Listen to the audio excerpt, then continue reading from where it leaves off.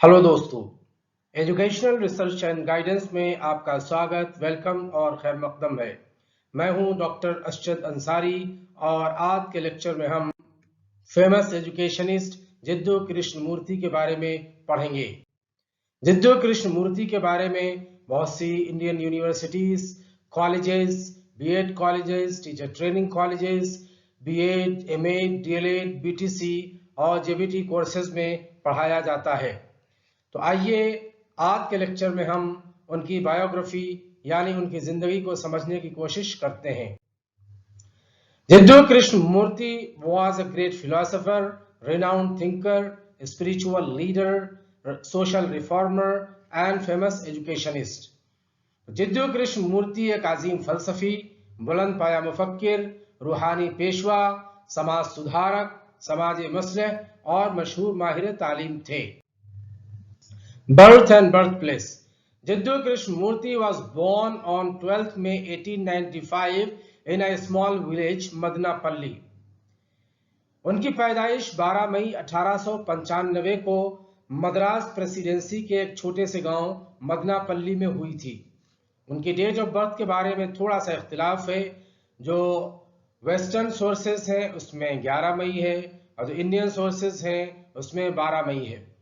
तो 1895 को मद्रास प्रेसिडेंसी के एक छोटे से गांव मदनापल्ली में इनकी पैदाइश हुई। बाद में जब मुल्क आज़ाद हुआ और आंध्र प्रदेश सूबा बना तो आंध्र प्रदेश के चित्तूर डिस्ट्रिक्ट में ये मदनापल्ली गांव आ गया। Recently government of Andhra Pradesh ने 4 अप्रैल 2022 4 अप्रैल 2022 को एक नया डिस्ट्रिक्ट बनाया है जिसका नाम है अन्नमाया। अब ये उसके अंडर में आता है। तो मदनापल्ली अब अन्नमाया डिस्ट्रिक्ट का सबसे बड़ा शहर है और इन दो तस्वीरों से आप अंदाजा लगा सकते हैं कि इसकी कितनी ज्यादा आबादी है और कितना ज्यादा वेल डेवलप्ड सिटी की शक्ल इख्तियार कर चुका है। ये एंसेस्ट्रल होम, ये वो गांव है इनके पूर्वजों का, इनका आबाई गांव जहां पे इनकी पैदाइश हुई और जहां पे उन्होंने अपने बचपन के कई साल गुजारे। Parents. His father's name was Jiddu Narayana Murthy and his mother's name was Sanjeevamma Guntur. इनके वालिद साहब का नाम, पिताजी का नाम जिद्दू नारायणा और इनकी मदर का नाम संजीवम्मा था। इस तस्वीर में आप देख सकते हैं जिद्दू कृष्णमूर्ति जी अपने माँ के चरणों में, माँ के कदमों में बैठे हुए हैं और उस वक्त इनकी उम्र 5 बरस की थी। Family background, he was born in a Telugu speaking Brahmin family. Telugu भाषा यानी तेलुगु जबान बोलने वाली एक ब्राह्मण फैमिली में इनकी पैदाइश हुई, इनका जन्म हुआ। और इनके जो फादर थे, he was a government employ in revenue department. तो महकमे मासूलात है जिसको आप इनकम टैक्स डिपार्टमेंट भी कह सकते हैं। तो ब्रिटिश गवर्नमेंट के रेवेन्यू डिपार्टमेंट में वो ऑफिशियल थे, उसमें जॉब करते थे। His mother was a religious woman and a home maker. उनकी माँ घरेलू और बहुत ही दीनदार और मजहबी किस्म की खातून थी। He was 8th of 11 children of the family. 11 भाई बहनों में वो क्या थे, 8वें नंबर पे थे और इनके 11 भाई बहनों में सिर्फ 6 ही सरवाइव कर पाए और बाकी का देहांत हो गया, बाकी का इंतकाल हो गया और बाकी इस दुनिया में नहीं रहे। His mother died when he was only 10 years old. इनकी माँ का इंतकाल हो गया जब इनकी उम्र सिर्फ 10 साल की थी, यानी 10 साल की उम्र में माँ का साया सर से उठ गया। इससे आप अंदाजा लगा सकते हैं कि 1895 में पैदाइश हुई और इस हिसाब से 1905 में इनकी माँ का देहांत हो गया, इंतकाल हो गया। His father retired in 1907. 1907 में इनके फादर रिटायर हो गए गवर्नमेंट जॉब से। चूंकि वो थियोसॉफी थे, जो थियोसॉफिकल सोसाइटी के नजरियात थे उसको मानते थे, उसके मेंबर भी थे, इसलिए उन्होंने कोशिश की कि थियोसॉफिकल सोसाइटी का जो हेडक्वार्टर अडियार में था मद्रास में उस वक्त, ना वो तमिलनाडु, तो उसमें उन्होंने जॉब की कोशिश की और बिलाखिर जनवरी 1909 को वहां पे उनको क्लर्क की जॉब मिल गई और वहां ये अपने बच्चों के साथ शिफ्ट हो गए, मुंतकिल हो गए। ये थियोसॉफिकल सोसाइटी का हेडक्वार्टर है और यहाँ पे आप देख सकते हैं बहुत से मजहब के सिंबल्स हैं, चर्च है, ये आपकी मस्जिद भी है, ये आपका मंदिर है, इसमें गौतम बुद्ध की प्रतिमा है, ये उसकी बिल्डिंग्स है, नीचे कुछ आप देख सकते हैं। तो ये आज भी है, ये टूरिस्ट प्लेस है, यहाँ बहुत से टूरिस्ट जाते हैं। तो ये थियोसॉफिकल सोसाइटी बेसिकली इस बात पे बिलीव करती है कि ईश्वर ने या गॉड ने हर जमाने में इंसानों की हिदायत के लिए, दुनिया से दुख दर्द के खात्मे के लिए बहुत से पैसेंजर्स को, प्रॉफिट्स को भेजा है, और उसी की एक कड़ी जीसस क्राइस्ट थे, उसी की एक कड़ी बुद्धा थे। लिहाजा अब एक और वर्ल्ड टीचर के आने का जमाना हो गया है, और एक और प्रॉफिट का एक्चुअली जमाना हो गया है। जमाने में दुनिया के अंदर बहुत सी बुराइयां फैल गई हैं। तो ये इनके बिलीव थे। तो थियो के माने होते हैं बेसिकली गॉड, सोफिया के माने होते हैं विजडम। तो दोनों को मिला के इसका मतलब हुआ wisdom of God, knowledge of God, यानी खुदा की हिकमत, खुदा की दानाई, बीनाई। तो ये मतलब हुआ। तो ये बेसिकली एक इनका बिलीफ था कि एक वर्ल्ड टीचर आने वाला है जो दुनिया को रास्ता दिखाएगा। तो theosophist were waiting for the messiah and a world teacher who will show the light. वो एक मसीहा के आने का इंतजार कर रहे थे। जिस तरीके से जीसस क्राइस्ट एक मसीहा थे, इसी तरीके से गौतम बुद्ध एक मसीहा थे, और उस आने वाले मसीहा का क्या टाइटल होगा? वर्ल्ड टीचर होगा, मुअल्लिम कायनात, पूरी दुनिया का क्या होगा? गुरु होगा, और he will show the light, दुनिया को रास्ता दिखाएगा। गौतम बुद्ध ने भी प्रेडिक्शन दी थी, पेशन गोई की थी। It is believe that Lord Buddha had predicted of the arrival of Lord Maitreya. Gautam Buddha ने इस बात की पेशन गोई थी कि एक वर्ल्ड टीचर आएगा, एक गॉड से मुराद यहाँ पे एक प्रॉफिट आने वाला है, मैसेंजर, संदेष्टा, जिसका नाम क्या है? लॉर्ड मैत्रेय या मैत्री। ये लॉर्ड मैत्रेय का कॉन्सेप्ट बहुत ज्यादा मिलता है थियोसॉफी लिटरेचर के अंदर। तो ये बेसिकली इस बात का वेट कर रहे थे कि एक वर्ल्ड लीडर आने वाला है, लिहाजा हमको उसकी तैयारी करना चाहिए। Theosophical society was actually formed for the reception of Lord Maitreya. जो थियोसॉफिकल सोसाइटी बनी थी वो एक्चुअली इसी के लिए बनी ही थी कि जो वर्ल्ड लीडर आने वाला है बहुत जल्द, लिहाजा हमें उसके रिसेप्शन के लिए, उसके इस्तकबाल के लिए तैयार रहना चाहिए। यह थियोसॉफिकल सोसाइटी का हेडक्वार्टर का इलाका है, और ये अडियार रिवर है, इसी वजह से अडियार, इसको पूरे थियोसॉफिकल सेंटर को ही अडियार के नाम से जाना जाता था, और अभी भी ये जगह है, टूरिस्ट प्लेस है। तो ये बेसिकली शुरू में तो बाहर रहते थे, लेकिन यहाँ कैंपस में आना जाना था, तो इस इलाके में खेला करते थे इन सब जगहों पर। और ये नदी है, इसमें भी नहाया करते थे वो अपने छोटे भाई नित्यानंदा के साथ। तो यहीं पे एक ऐसा वाकया हुआ उनकी जिंदगी के अंदर जिसने उनकी जिंदगी को अक्सर बदल कर रख दिया। Discovery as a world teacher in 1909, यानी 1909 में जो वर्ल्ड टीचर जिसका वेट हो रहा था उसका ज़ुहूर हो गया।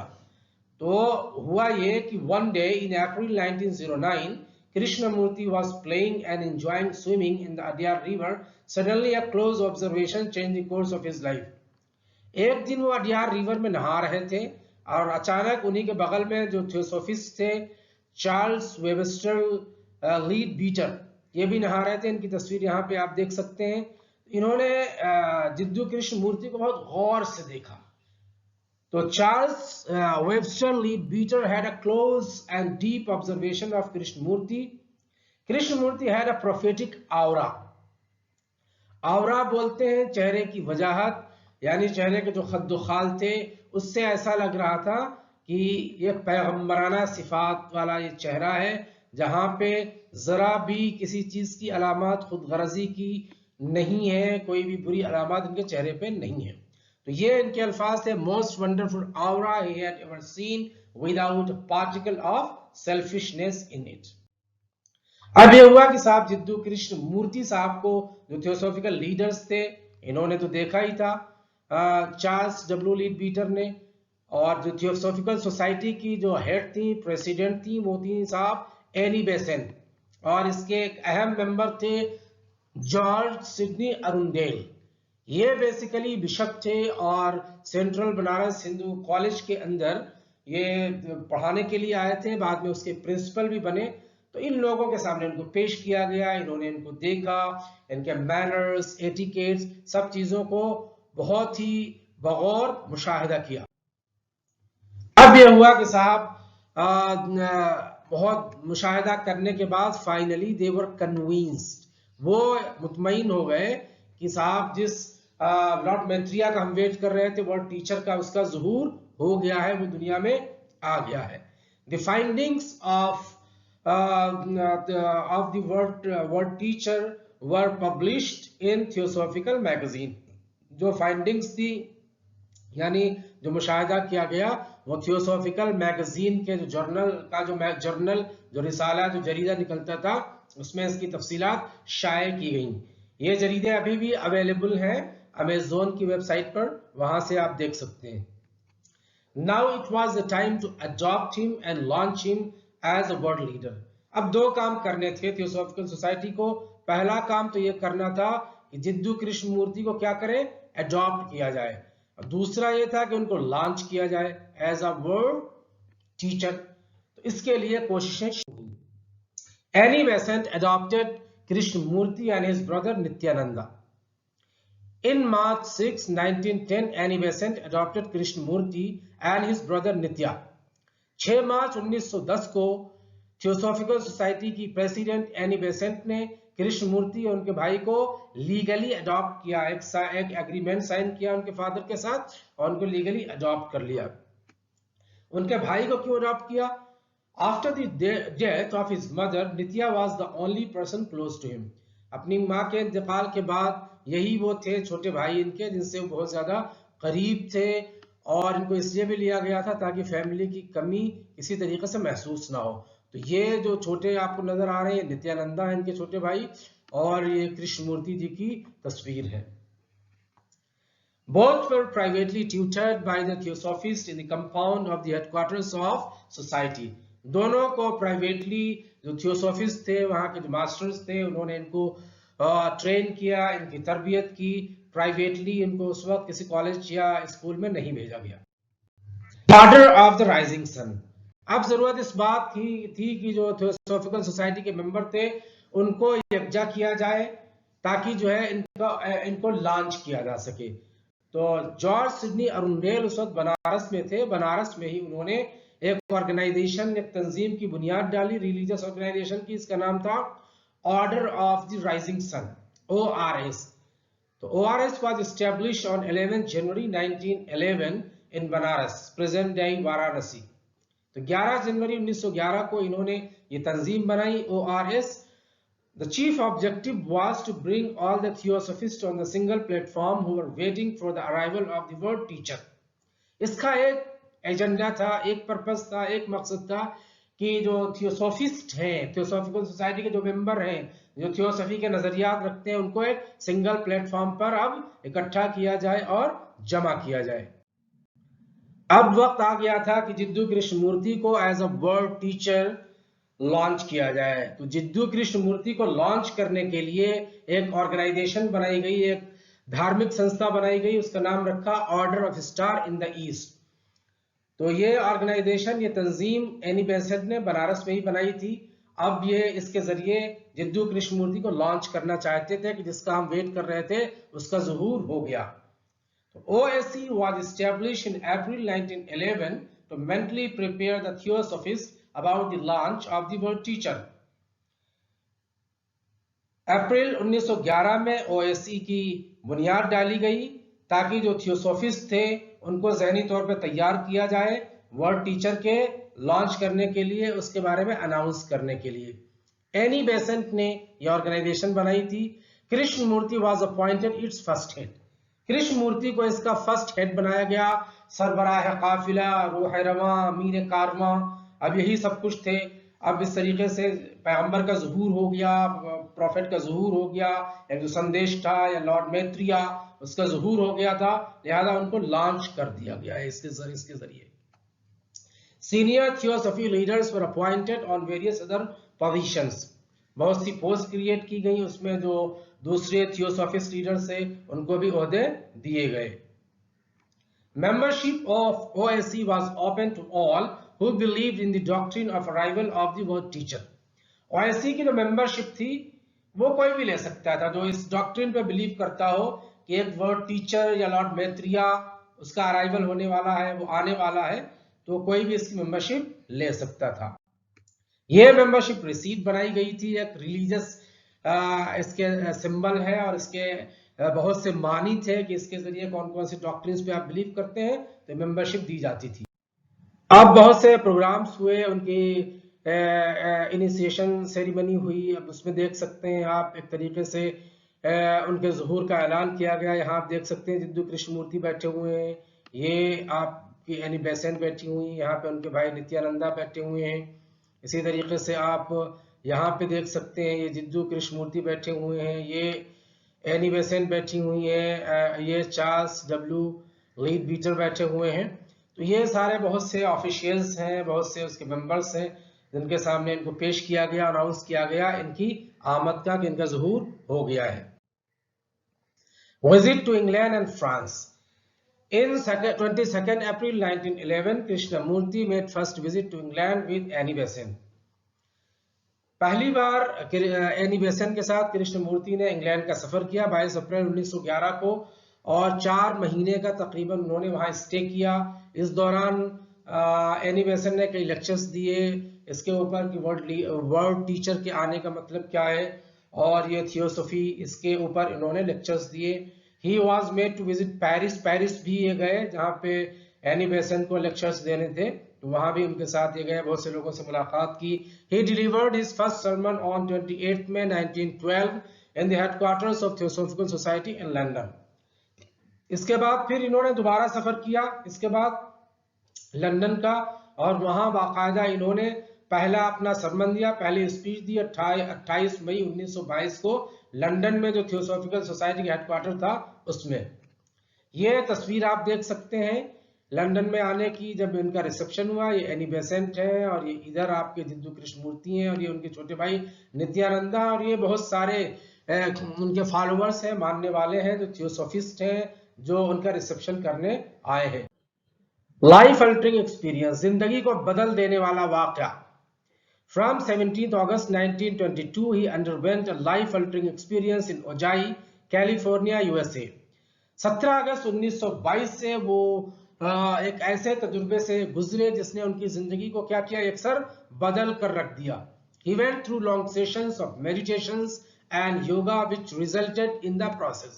वो बड़े बड़े लंबे जो है सेशंस करते थे, योगा के, मेडिटेशन करते थे, इबादत करते थे, रियाजत करते थे, तो और फाइनली वो प्रोसेस शुरू हुआ जिसको थियोसॉफी प्रोसेस के नाम से जानते हैं। वो अमल शुरू हुआ जिसको ये प्रोसेस का मतलब यहाँ प्रोफेसी है, रिसालत के बारे में बेसिकली ये बात कर रहे हैं कि जो पैगंबराना जो शान है कि उसके पास वही आती है, इल्हामी कैफियत तारी होती है, वो इनके ऊपर तारी होना शुरू हो गई। और उसके बाद इनके ये अल्फाज थे, The fountain of love has been revealed to me and the darkness has been dispersed. जो सच्चाई का, जो हकीकत का जो चश्मा है वो मेरे ऊपर क्या हुआ, नाजिल हुआ, और जो सारा अंधकार तारीकी वो छट गई। Love in all its glory has intoxicated my heart. प्यार मोहब्बत की जितनी भी शक्लें हो सकती है उसने मेरा शरह सद्र कर दिया, मेरे सीनों को खोल दिया। My heart can never be closed. मेरा सीना अब कभी भी बंद नहीं हो सकता। I have drunk at the fountain of joy and eternal beauty. जो अबदी खूबसूरती और जो लुत्फ हो सकता है उसका उस सरचश्मे से मैं सैराब हुआ हूँ। I am God intoxicated, और गॉड ने, ईश्वर ने या खुदा ने हमको अपने सरचश्मे से सैराब किया है। ये जब खबर पहुंची एनी बेसेंट को और दूसरे मेंबर्स को, बहुत खुश हुए, और उनके ये अल्फाज थे, the prophecy has finally been completed, कि वह जो पैगंबराना जो शान थी वो फाइनली उसका जो प्रोसेस था, जो अमल था, वो मुकम्मल हो गया। On practical life of world teacher, अब ये वर्ल्ड टीचर बन गए, इनका ज़ुहूर हो गया।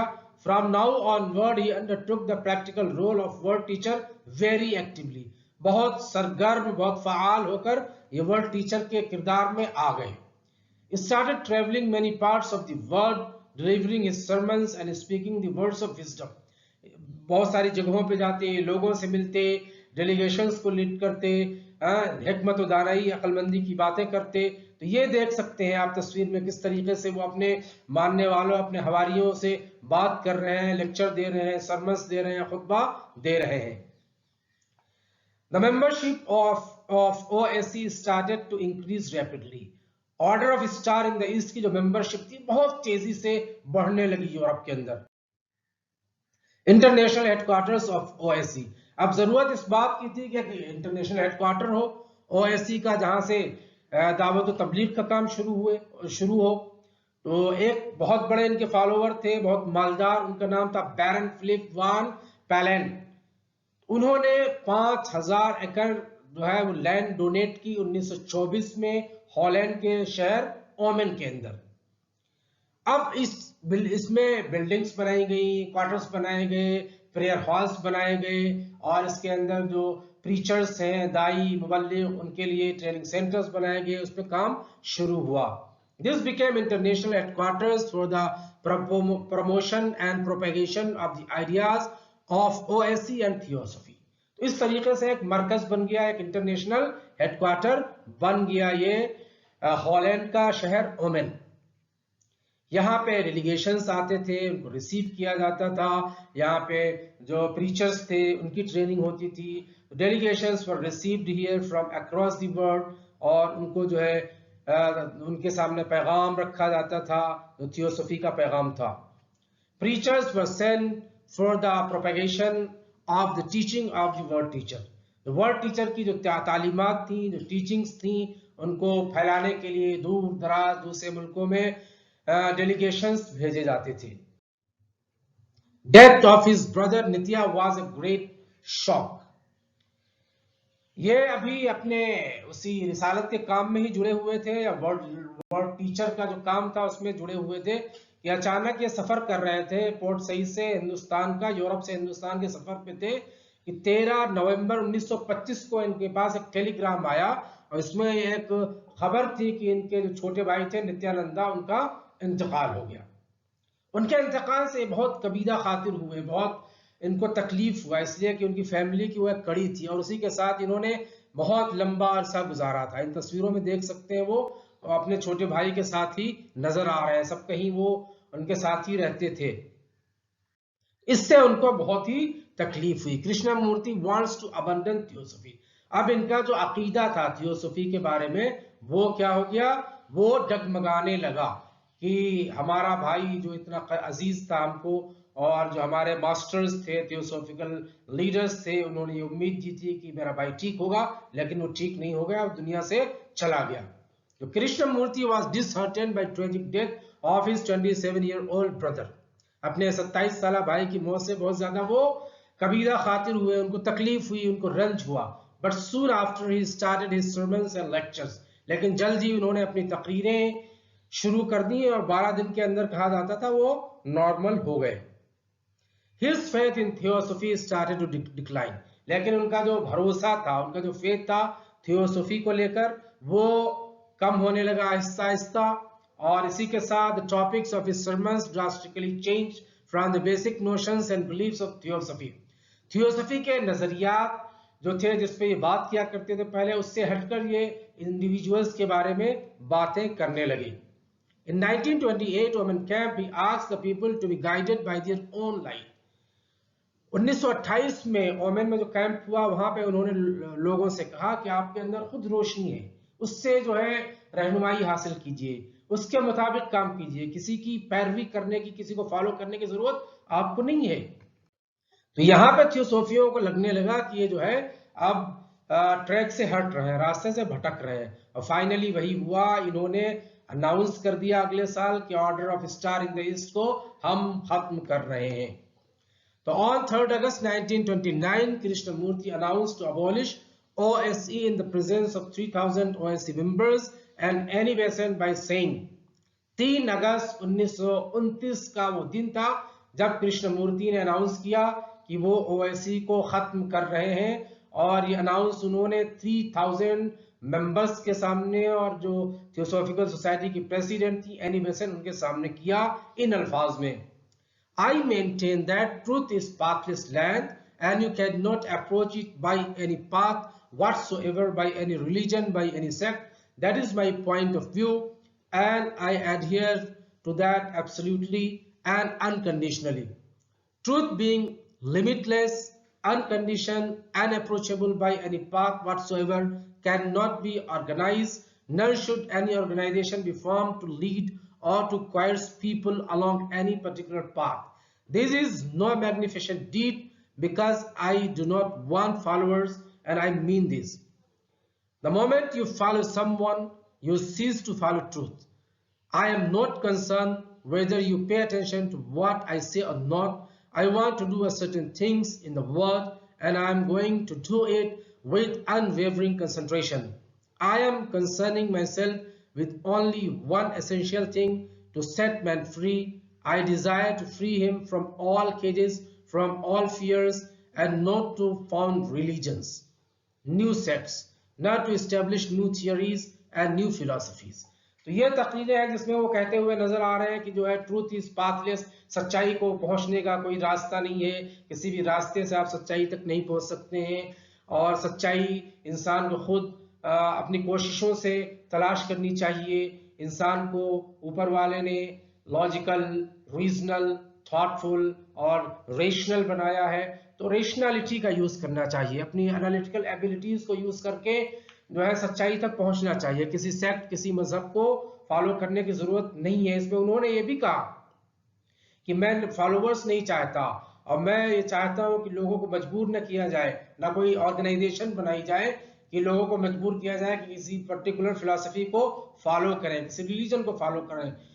तो इन्होंने ये भी कहा कि अगर आप किसी को फॉलो करने लगते हैं तो इसका मतलब ये है कि मजहब को फॉलो करना आप छोड़ देते हैं। इसमें आगे उन्होंने ये भी कहा कि मैं दुनिया के अंदर कुछ चीजें करना चाहता हूं और मैं उसको पूरे कंसंट्रेशन से करना चाहता हूं, आप इस पे तवज्जो दें या ना दें, मेरी बात माने या ना माने। इसी के साथ उन्होंने इसको खत्म कर दिया, अबॉलिश कर दिया। अब इनका थियोसॉफी से कोई रिश्ता नहीं था, इनका order of star in the east से कोई भी नाता नहीं। Resignation from theosophy. अब इन्होंने थियोसॉफी जो नजरियात थी, जो ऑर्गेनाइजेशन थी और ओएससी, सबसे रिजाइन कर दिया। Krishnamurti tendered his resignation from theosophical society, उससे भी रिजाइन किया। Return all the properties donated to him including 5000 acres of land in Ommen. सारी इनको जितनी बहुत से प्रॉपर्टीज, बहुत से फार्म हाउसेस, बहुत सी लैंड, इनको बहुत से कैसल्स, बहुत से घर, बहुत से अपार्टमेंट्स इनको डोनेट किए गए थे, सारे के सारे इन्होंने वापस किए। अरबों खरबों की प्रॉपर्टी और 5000 एकड़ जमीन जो ओमान में दी गई थी वो भी इन्होंने वापस कर दी। Now he was free man to walk on his path. अब वो आजाद थे अपने रास्ते पर चलने के लिए, जो भी करना चाहते थे वो करने के लिए। He started working as an educationist and social reformer. उन्होंने एक माहिर तालीम, एक समाज सुधारक, समाजी मुस्लिह के तौर पर समाज में काम करना शुरू किया। He established himself as a thinker, educationist and social reformer. Last meeting with Annie Besant. Krishnamurti met Annie Besant last time in Adyar in 1932. 2 साल के बाद यानी 29 में इन्होंने रिजाइन कर दिया था अपनी तमाम पोस्ट से और अबॉलिश कर दिया था ऑर्डर को। फिर ये 1932 में हिंदुस्तान आए, यहाँ अडियार में इन्होंने आखिरी मुलाकात की एनी बेसेंट से। एनी बेसेंट कहा जाता है बहुत नाराज हुई, लेकिन इनसे मुलाकात हुई और अगले साल यानी 1933 में एनी बेसेंट का इंतकाल हो गया, और इसके अगले साल यानी 1934 में इसके एक अहम पिलर थियोसॉफिकल सोसाइटी के चार्ल्स डब्ल्यू लीड बीटर, ये भी फौत हो गए ऑस्ट्रेलिया में पर्थ में। और इस तरीके से थियोसॉफिकल सोसाइटी के दो अहम अंग थे, जो अहम अटूट हिस्सा थे, वो दुनिया से रुखसत हो गए। Meeting with 3 PMs of Nehru family. Jiddu Krishnamurti अब एक फिलोसोफर, एक स्पिरिचुअल गुरु बन गए थे, एक रूहानी पेशवा बन गए थे, लिहाजा दुनिया के बहुत से लीडर्स इनसे मिलने के लिए आया करते थे। हिंदुस्तान से पंडित जवाहरलाल नेहरू की इनसे कई बार मुलाकातें हुई, अमेरिका में भी मुलाकात हुई, हिंदुस्तान आए, हिंदुस्तान में भी मुलाकातें हुई। इसके अलावा इंदिरा गांधी से इन्होंने कई मुलाकातें की, राजीव गांधी से मुलाकातें की।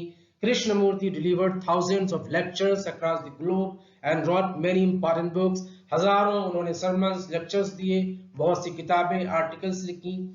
He left his deep imprints in the minds of educated Western people.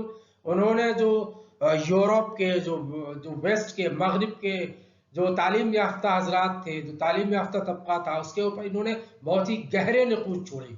एक वो तबका इनसे अलग हुआ जो थियोसफी को मानता था, लेकिन वो तबका जो दूसरा इंटेलेक्चुअल तबका और था, वो उसके बाद इनसे करीब आया और इनके नजरियात को उसने जानने की कोशिश की। ये कौन शख्स है जिसने इतना बड़ा सब कुछ, इसके पास अरबों खरबों की दौलत, संपत्ति, ऐश और इशरत का सामान था, सब कुछ इसने जो है त्याग दिया, सब कुछ छोड़ दिया।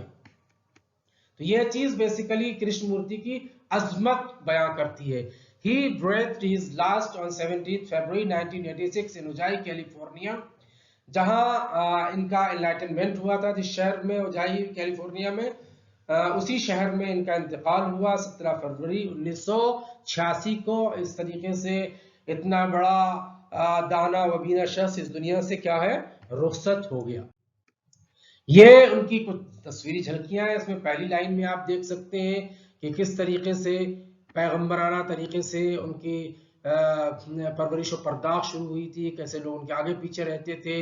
ये जब वो निकलते थे सड़कों पे, किस तरीके से लोग उनकी एक झलक पाने के लिए बेताब रहते थे, और किस तरीके से उनके फोटो फ्रेम्स घरों में लगाए जा रहे थे, किस तरीके से वो सरमन्स के लिए तैयार होते थे। और नीचे की तस्वीरें देखिए, किस तरीके से एक मुफक्किर, एक इंटेलेक्चुअल, एक दानिश्वर, एक स्पिरिचुअल गुरु की शक्ल में, वो एक कॉमन मैन की शक्ल में नजर आ रहे हैं। और इसी जिंदगी को उन्होंने अपनाया, ना इन्होंने कोई फॉलोअर्स क्रिएट किए। तो ये मुख्तसर सी जिंदगी थी। आप हमें जरूर बताइएगा कि जिद्दू कृष्णमूर्ति जिनको इतने बड़े पद पे बिठाया गया और उन्होंने अपने दिल की, अपने जमीर की आवाज मानी, वो घुटन महसूस कर रहे थे कि उनको जो है पूजा जा रहा है, उनको फॉलोअर्स हो रहे हैं, और अपने आप को पिंजरे में कैद महसूस कर रहे थे, और बिलाखिर उन्होंने अपने को आजाद कर लिया। आप कमेंट्स में बताइएगा कि अगर आप उनकी जगह होते तो आप क्या करते, और आपको ये वीडियो कैसा लगा, इसमें जो बातें पेश की गई, इसके ऊपर फीडबैक दीजिए। और इस चैनल को आप सब्सक्राइब कर सकते हैं, शेयर कर सकते हैं, अपना फीडबैक आप जरूर दें। Thank you so much, thank you for watching.